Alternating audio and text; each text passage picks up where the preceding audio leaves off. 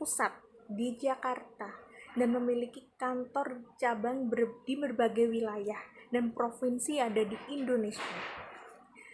Sebagai bank sentral, Bank Indonesia memiliki tujuan pokok, yaitu memelihara, menstabilkan nilai rata uang rupiah, dan adapun tugas-tugas dari bank sentral tersebut. Dan saya akan menyebutkan tugas-tugas dari bank sentral. Yang pertama, tugasnya untuk mengatur sirkulasi uang dengan cara menetapkan dan menjalankan kebijakan moneter. Yang kedua, mengatur dan mendorong kelancaran sistem pembayaran dan produksi. Yang kedua, ada bank umum. Bank umum mempunyai pengertian tersendiri, yaitu bank yang melaksanakan kegiatan usaha secara konvensional atau berdasarkan prinsip syariah, yang dalam kegiatannya memberikan jasa dalam lalu lintas. Maksud saya dalam lalu lintas pembayaran. Pada dasarnya, fungsi sebuah bank adalah sebagai lembaga perantara uang.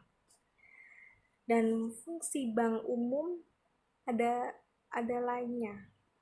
Seperti selain sebagai tempat penyimpanan uang, bank umum juga memiliki beberapa fungsi. Yang ketiga adalah BPR atau yang disebut Bank Perkreditan Rakyat. Dan BPR itu mempunyai pengertian sendiri, yaitu bank yang melaksanakan kegiatan usaha konvensional atau berdasarkan prinsip syariah yang dalam kegiatannya tidak memberikan jasa dalam lalu lintas pembayaran.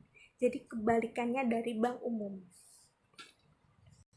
Terdapat usaha yang dilaksanakan oleh BPR seperti menghimpun dana dari masyarakat dalam bentuk simpanan berupa deposito terjangka, tabungan, dan atau bentuk lainnya yang dipersamakan dengan itu. Yang kedua, memberikan kredit. Yang ketiga, menyediakan pembiayaan dan penempatan dana berdasarkan prinsip syariah dengan sesuai ketentuan yang telah ditetapkan oleh Bank Indonesia.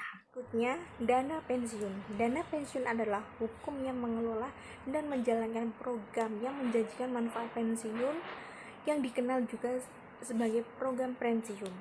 Dana ini adalah sarana untuk menghimpun uang guna meningkatkan kesejahteraan di masa tua saat tidak aktif bekerja. Dan ada lagi pasar modal. Pasar modal merupakan kegiatan yang berhubungan dengan penawaran umum dan perdagangan efek perusahaan publik yang berkaitan dengan efek diterbitkannya, serta lembaga dan profesi yang berkaitan dengan efek. Oke? Dan terakhir, bukan terakhir, ada dua lagi. Terus ada pegadaian dan perusahaan menjaminan. Pegadaian atau rumah gadai adalah sebuah individu atau lembaga yang menawarkan jasa peminjaman. Rentang waktu pinjaman dan besar bunga diatur oleh hukum setempat atau sesuai dengan kebijakan pegadaian tersebut. Yang terakhir, perusahaan penjaminan. Perusahaan penjaminan adalah adanya modal dalam jumlah berdasarkan kerugian yang melebihi laba atau cadangan-cadangan yang dimasukkan dalam modal inti walaupun bank belum mendapatkan likuiditasnya. Yang ketiga, perusahaan modal venture. Perusahaan modal venture yang dibentuk oleh pemerintah mengemban misi membantu usaha kecil dengan penyertaan modal saham. Di samping penyertaan modal perusahaan, modal ventura juga membantu mengembangkan usaha kecil dengan bantuan manajemen. Tujuan sistem keuangan. 1. Menjaga stabilitas keuangan. Bagaimana cara menjaga keuangan tetap stabil? Pengertian tetap stabil berarti adalah kondisi saat ini yang sudah stabil. Ibarat sebuah tiang yang ditopang sebuah pondasi kuat kita hanya perlu menjaganya agar tidak mudah roboh bila ada angin kencang yang menerpa. Itu adalah stabilitas. Untuk lebih mudah menemukan jawaban bagaimana menjaga stabilitas keuangan, saya ingin memulainya dengan mengambil contoh stabilitas keuangan keluarga. Keuangan keluarga. Setiap keluarga pasti menginginkan dan berusaha agar kondisi keuangannya tetap stabil. Tidak terjadi krisis keuangan yang dapat menyebabkan timbulnya konflik dalam keluarga atau berkurangnya kesejahteraan anggota keluarga. Namun demikian, seringkali stabilitas keuangan keluarga terganggu oleh beberapa faktor. 1. Faktor internal. 2. Faktor eksternal. Contoh faktor internal yaitu salah satu anggota keluarga yang sakit berat dan membutuhkan biaya yang sangat besar untuk pengobatan. 2. Contoh faktor eksternal, yaitu terjadi bencana. Misalnya, rumah kebanjiran atau terkena gempa yang mengakibatkan rusaknya tempat tinggal dan peralatan rumah tangga sehingga keluarga harus mengeluarkan sejumlah dana untuk perbaikan. Agar keuangan keluarga tetap stabil, maka diperlukan persiapan yang baik untuk menghadapi faktor-faktor tersebut, yaitu 1. Pengaturan keuangan keluarga yang baik. Artinya, keluarga dapat mengatur agar besarnya pengeluaran tidak melebihi pendapatan dan memastikan memiliki dana cadangan untuk keperluan tidak terduga di luar tabungan untuk masa depan. Contohnya, baik biaya sekolah anak maupun di hari tua. 2. Memiliki asuransi atau jaminan yang dapat mengalih kerugian secara finansial bila terjadi seperti keluarga sakit, kecelakaan, atau terjadi kebakaran rumah. Dalam sistem keuangan terdapat 3 metode transfer dana, yaitu pembiayaan langsung, 2. Pembiayaan semi langsung, 3. Pembiayaan tidak langsung. Metode pembiayaan langsung adalah cara pemberian kredit di mana unit surplus atau penabung bertemu langsung dengan unit defisit atau peminjam melalui atau menggunakan jasa lembaga keuangan. Setelah terjadi kesepakatan peminjam dengan meminjam, si peminjam memberikan dana bukti utang yang disebut financial claims. Contoh, saham, obligasi, dan promise kepada pemilik dana sebagai bukti peminjam. 2. Metode pembiayaan semi langsung. Dalam proses ini, pemindahan atau pertukaran dana antara kedua belah pihak sangat tergantung pada intervensi pihak ketiga, yaitu broker, dealer, investment banker untuk menyelesaikan transaksi peminjam dana tersebut.